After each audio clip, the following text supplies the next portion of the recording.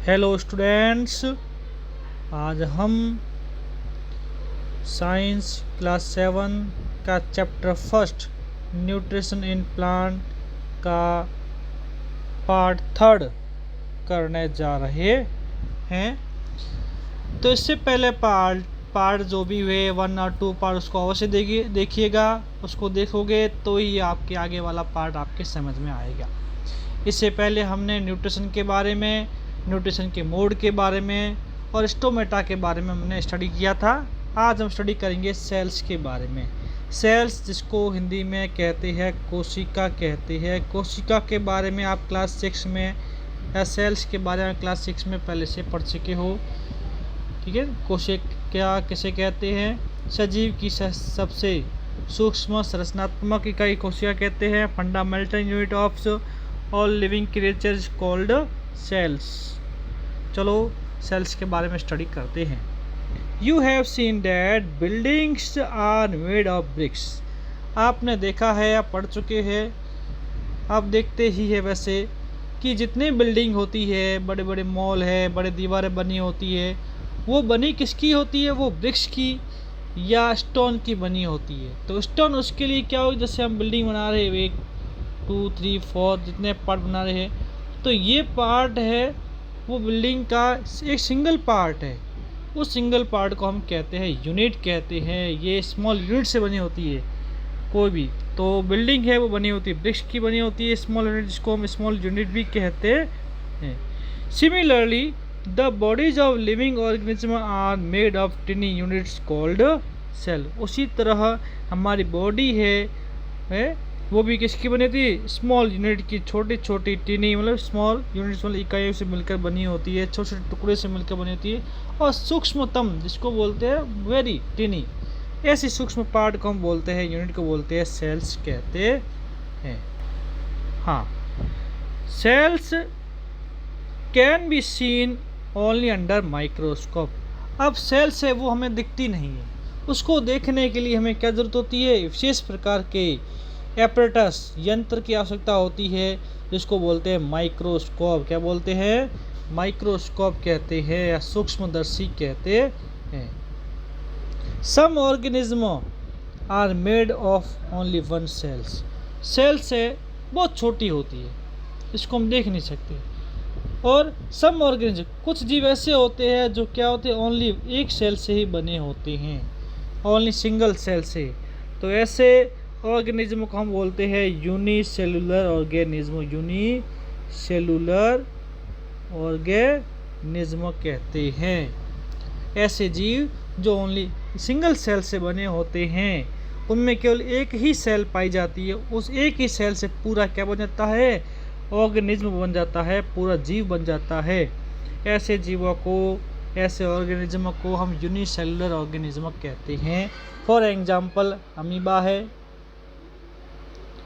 Paramecium है, Euglena है।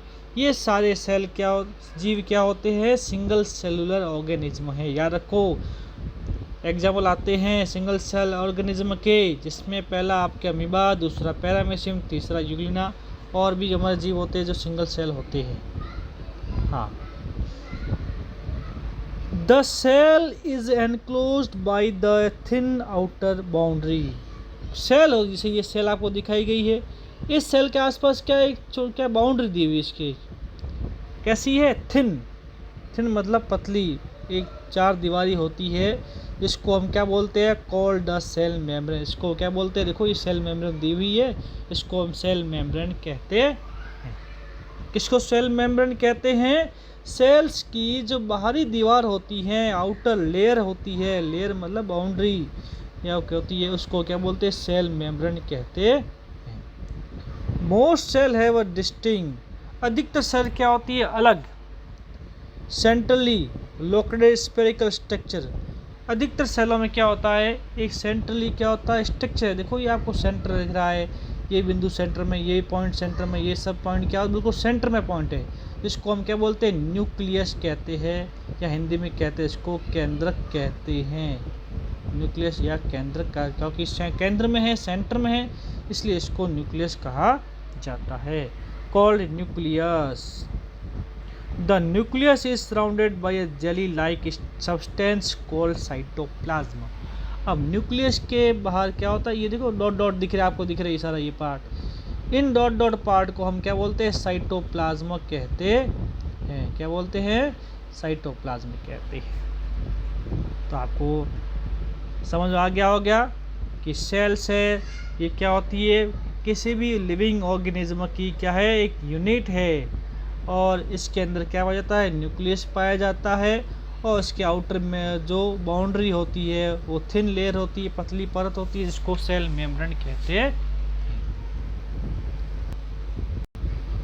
हाँ, इससे पहले जो पार्ट सेकंड पढ़ा था उसमें एक क्वेश्चन आया था कि प्लांट में ये CO2, वाटर और मिनरल्स है, इन मिनरल्स का जो रूट से लीफ तक वो ट्रांसपोर्ट कैसे होता है, ये क्वेश्चन आया था, जिसमें हमने स्टडी किया था कि CO2 उसका ट्रांसफर तो किसके जरिए होता है, स्टोमेटा के जरिए होता है। ये हमने अभी पार्ट 2 में पढ़ लिया था। अब हम पढ़ेंगे ये वाटर है, ये वाटर है वो कहाँ से, रूट से वो लीफ तक कैसे पहुँचता है, इस प्रोसेस को आज हम क्या करेंगे, स्टडी करने जा रहे हैं। तो ध्यान से सुनना।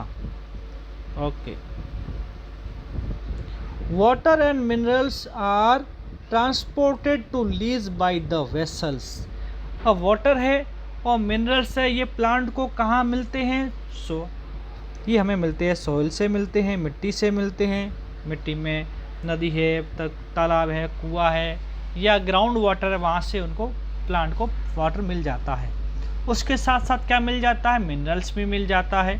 तो ये मिनरल्स को कहाँ ट्रांसपोर्ट करने होते हैं, वेसल्स, लीफ तक ट्रांसपोर्ट करने होते हैं, पत्तियों तक। तो इसके ट्रांसपोर्ट के लिए क्या होता है, वेसल्स होते हैं, ये नलियाँ बनी होती है, कहाँ से लेकर, रूट से लेकर अपर लीफ तक नली होती है, जिसको क्या बोलते हैं, वेसल्स कहते हैं। इसमें क्या है, विच रन्स लाइक पाइप, जिसके अंदर क्या है, पाइप लगे होते हैं, बड़े छोटे छोटे बहुत सूक्ष्म पाइप होते हैं, जो कहाँ तक होते हैं, through the roots the stem, root से होते हुए, स्टेम से होते हुए, the branch and leaf, branch से होते हुए और कहाँ तक होते हैं, लीफ तक क्या होती है, नलियाँ होती हैं, जिसको वेसल्स कहते हैं, स्मॉल पाइप लगे होते हैं। दे form a continuous path, a passage for the nutrients to reach the leaf। ये जो नलियाँ होती है वो कहाँ होती है, रूट से स्टेम, स्टेम से ब्रांच, ब्रांच से लीफ तो होती है। ये क्या बनाते हैं, एक लगातार क्या बनती है, पाथ का बनती है, लगातार रास्ता बनाती है, बीच में टूटता नहीं है। अगर टूट जाए तो वाटर क्या लीकेज हो जाएगा, तो वो टूटता नहीं है, वो पूरा क्या कंटिन्यूस बन, लगातार एक क्या बनता है, रास्ता, मार्ग बन जाता है। इसको पैसेज कहते हैं, मार्ग कहते हैं। वो कहाँ तक होता है, लीफ तक होता है, जो क्या करते हैं, जितने भी न्यूट्रिएंट्स है, वाटर है, या उनको कहाँ पहुँचाती है, न्यूट्रिएंट्स को लीफ तक रीच मतलब पहुँचाती है। कहाँ पहुँचाती है, लीफ तक पहुँचाती है। दे आर कॉल्ड वेसल, उनको हम क्या बोलते हैं, वेसल्स कहते हैं। और वेसल्स कहाँ होती है, रूट से लेकर कहाँ तक होती है, लीफ तक पाई जाती है, जो किसका ट्रांसपोर्ट करती है, वाटर एंड मिनरल्स का ट्रांसपोर्ट करती है। They are called vessels.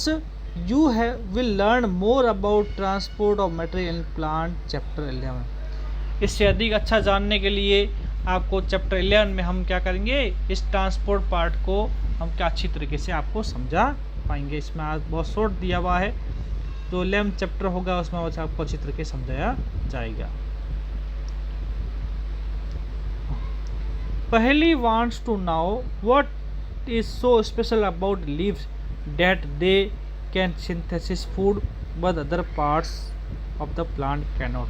अब पहली जानना चाहती है कि वो विशेष क्या है, what is so special, वो विशेष क्या है about लीफ में ऐसी विशेष बात क्या है कि that they can synthesize food, कि वह फूड को क्या करती है, सिंथेसिस मतलब बना पा सकती है, but part of the other part of plant के, लेकिन लीफ के अलावा स्टेम है, रूट है, ब्रांचेज है, वो फूड को नहीं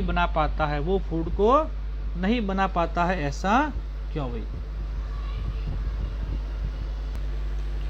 हाँ, तो other part of the plant can not do, plant के दूसरे पार्ट उसको क्यों नहीं बना पाते हैं, इसके बारे में हम क्या करेंगे, हमारा नेक्स्ट वीडियो है वो अपलोड करेंगे, उसमें आपको इसके बारे में अच्छी तरीके से समझाया जाएगा। आज के लिए इतना ही। Good bye students. आप इसको पार्ट को ध्यान से पढ़ना। इस पार्ट को समझने के लिए आपको पहले 2 पार्ट पढ़ने स्टडी ज़रूरी है, वो आपको स्टडी करने होंगे, तब आपको ये पार्ट अच्छी तरीके से समझ में आ जाएगा। Thank you.